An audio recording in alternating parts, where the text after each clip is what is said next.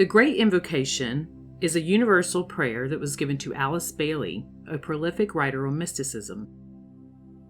She received this mantra in 1937 from a holy master as an instrument to help the divine plan fulfill on earth. This is a world prayer that has been translated into almost 70 languages and dialects. When used, it's considered to be a great act of service to humanity, as it expresses humankind's needs by going straight to the mind and heart of the one in whom we have, live, and move our being. And it's said that no one can use this prayer for illumination and love without causing powerful changes in their attitudes, and that its widespread use could bring about changed conditions in world affairs in very rapid ways. This entire invocation refers to the ever-present storehouse of energy and the moving forward of human consciousness into greater light and truth as the spiritual evolution of the earth continues to accelerate. To understand this invocation and its deeper truth, I'm briefly going to go through the stanzas and discuss the meaning of their passages in a way that shows their deep truth and power. The first passage reads, "From the point of light within the mind of God, let light stream forth into the minds of every person, every being. Let light descend on earth." In this first stanza, there's a reference to the mind of God as a focal point for divine light.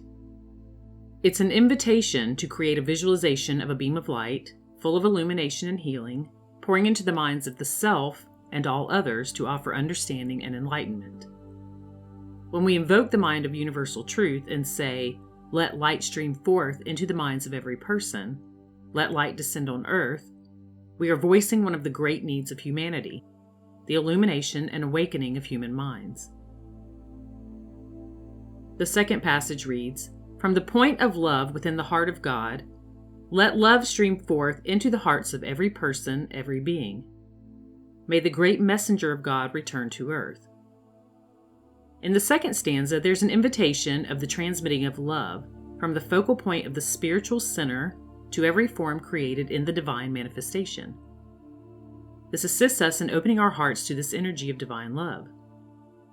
It's in the realm of thought and feeling that we must first prepare for higher inflowing energy. When love and intelligence are brought together, there can be a higher quality of loving understanding. The third passage reads, "From the center, where the will of God is known, let purpose guide the wills of every person, every being.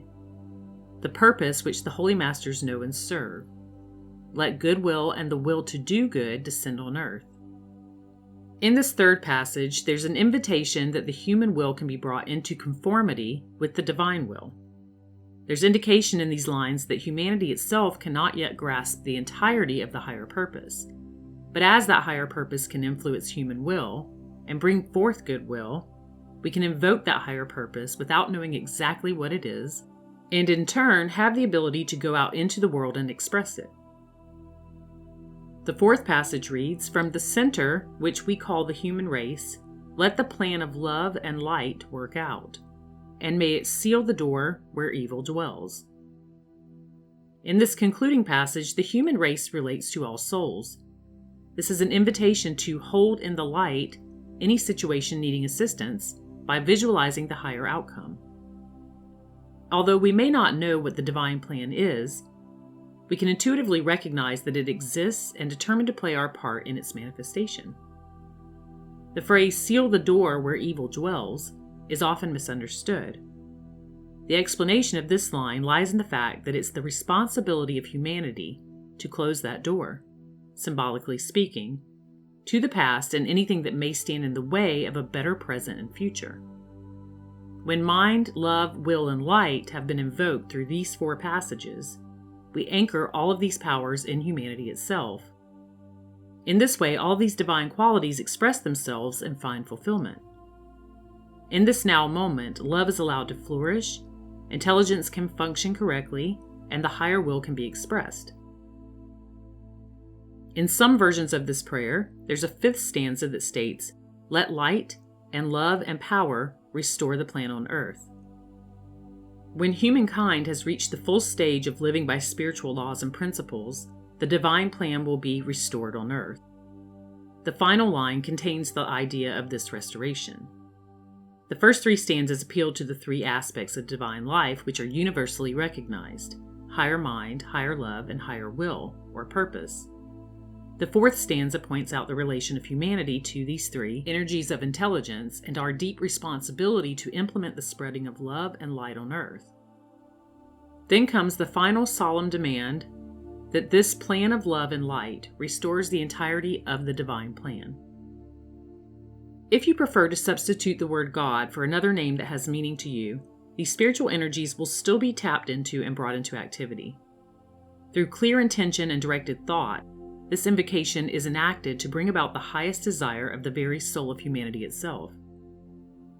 I will read the entire universal prayer and ask that if you feel so inspired, you do so with me. From the point of light within the mind of God, let light stream forth into the minds of every person, every being. Let light descend on earth. From the point of love within the heart of God, let love stream forth into the hearts of every person, every being. May the great messenger of God return to earth. From the center, where the will of God is known, let purpose guide the wills of every person, every being. The purpose which the Holy Masters know and serve, let goodwill and the will to do good descend on earth.